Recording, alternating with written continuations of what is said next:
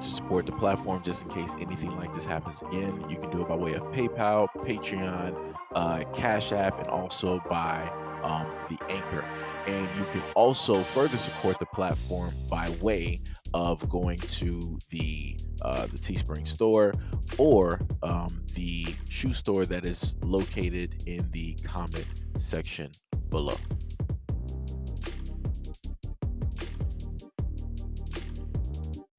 I feel like I have to do this with a lot of these videos. So at no point in time is this video preaching any type of hate or anything like that to anybody of a different community.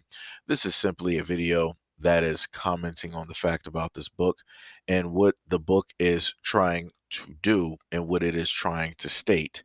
And how it is that parents should be on the lookout. They should be made aware of a variety of these books. And again, this is in no way, shape, or form trying to deliver or send any type of uh, hate or anything of that nature to a different community. The popular American Girl doll brand is facing backlash for pushing children as young as 3 years old into changing their gender. A Smart Girl's Guide body image contains lines that give advice to prepubescents on how to change their gender without guardians' blessing.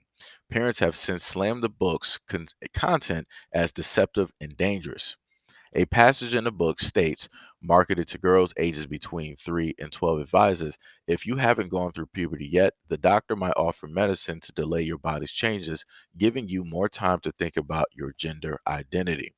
It also provides a list of resources for organizations that children can turn to if you don't have an adult you can trust. The book, penned by resident American Girl author Mel Hammond, is currently available on the shelves in bookstores across the country and on the company's website.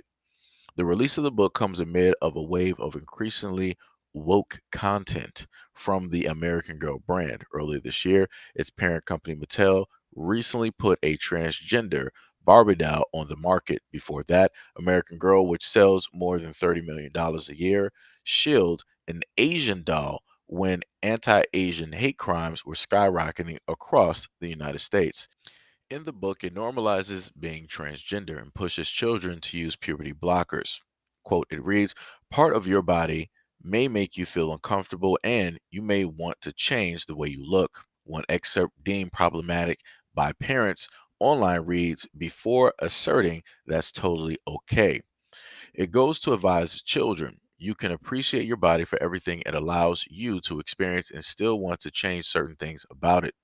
On the very same page, the book promotes the use of puberty blockers, telling girls to seek them out from their doctor if they feel confused about their gender but are not physically ready to undergo hormone therapy.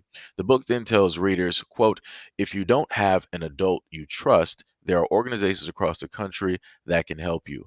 Turn to the resources on page 95 for more information. I'm going to state that this is problematic for this reason. The moment in time that you tell a child that if you don't have a parent that you can trust, turn to this page and we will give you adults that you can trust that you can go to. Nobody knows who those adults are. That kid didn't grow up with any of those adults. They don't know if those adults have like you're literally in a book trying to tell a child, like, you know what, you don't really trust your parents, trust these strangers over here. Like this is the I don't even know what's going on here. I really don't even know what's going on here.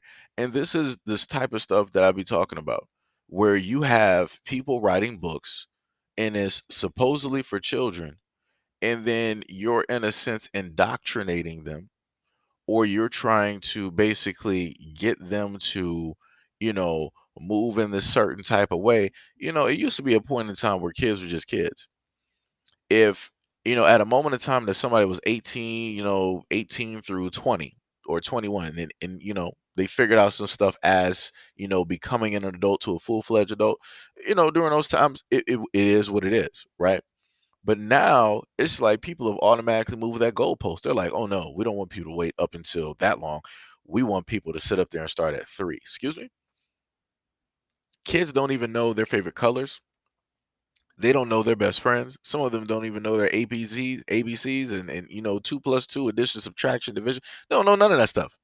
But you mean to tell me that instead of bringing out books that's going to teach them things that they can actually use in the real world, meaning that if you teach a child about math, science, or reading, they can apply that and make it applicable to a variety of things when it comes to everyday work and job and how to move around in life, going around to different countries.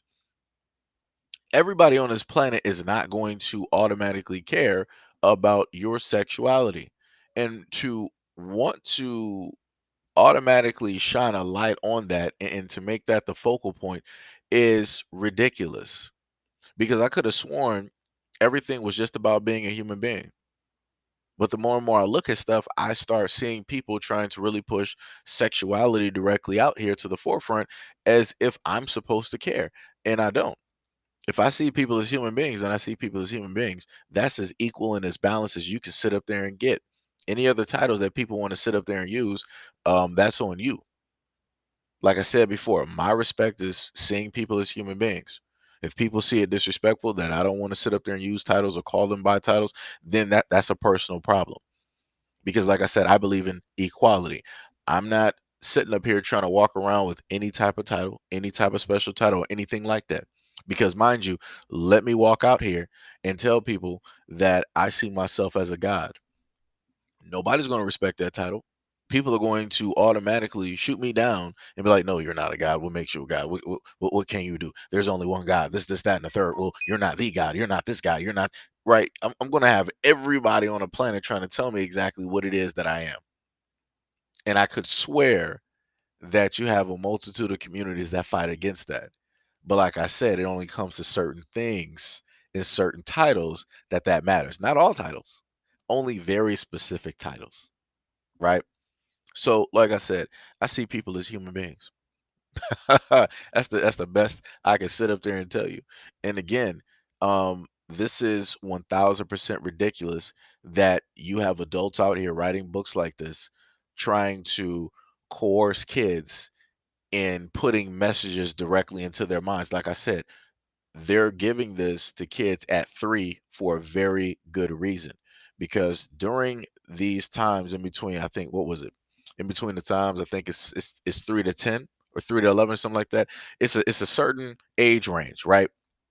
Where you can give children knowledge and it will, really start to shape their minds and, point them into some directions or show them a variety of roads, right? So if you have information like this and you're giving it to a 3-year old, you're already starting that tree branch. And it's going to be a very thick tree branch that's going to have, many different twigs and leaves and all the other type of stuff. Like I said, it's funny how I see books like this continuously coming out throughout the years, but I don't see these same people coming out with books trying to tell kids like, "Hey, don't, dislike a person because of the color of their skin. Don't dislike somebody because of their ethnicity or because of the way that they speak or because um, their traditions are different from yours." I don't see books like that continuously coming out, which is weird to me, because I would think that you would want to teach kids on how to be accepting of everybody else. But you're like, no, we're going to bypass all of that. What's more important is we're going to teach kids how to be accepting of a specific community and then try to tell them that maybe what they think they are, that's not what they are. And then try to have them accept, the message that we're placing there as well. That's more important. Like I said, people gotta like, yo, parents, y'all gotta be paying attention to the stuff that you are literally. I keep telling y'all. I done told y'all about a lot of these cartoons that are specifically out here that are aimed directly at your children and the types of messages that are directly there. Like I said, Teletubbies was one of those shows. And even I noticed that when I was younger, because I had the question. I'm like, yo, Teletubbies, the colors look real familiar right now. And I'm like, these Teletubbies are also doing some weird stuff. Like I said, if you go back and happen to catch some clips, Teletubbies was doing some weird stuff. It was some very questionable things that was, going on directly in that show. But like I said, people weren't really questioning it during the time. It was a popular show. It was a kids show. All the kids loved it. But like I said, everything has a start. Everything has a start, and if they really want to try to, change the minds of the future, and they want the future to be a certain type of way, the best way to do it is to aim it directly at the kids. Whatever message that you have, give it to the kids, and then once that's locked in, it's over. Like I said, none of these things are aimed at adults because adults are already hardwired. We already know our likes and dislikes. They're aiming this directly at kids because kids are not confident with themselves. They're unsure of a lot of things in life, and this is how they work on that unsurety. They're sitting up there telling like, "Hey, well, have you ever felt this way? Have you ever felt this way? Well, maybe you feel this way, or maybe it's this way, or maybe it's that way, or maybe it's not none of these things, and maybe it's this thing here." Like I said, they're adding in all of these avenues and all of these other types of things, trying to disguise it as though that they are a friend. This is literally a stranger talking to a child. Just think about that for a minute. This is a stranger, this is a grown adult talking to kids through a book and trying to guide them during through a certain road in life. I could have sworn a lot of people grew up with the whole thing of stranger danger, don't trust strangers, don't talk to strangers, but yet here we are.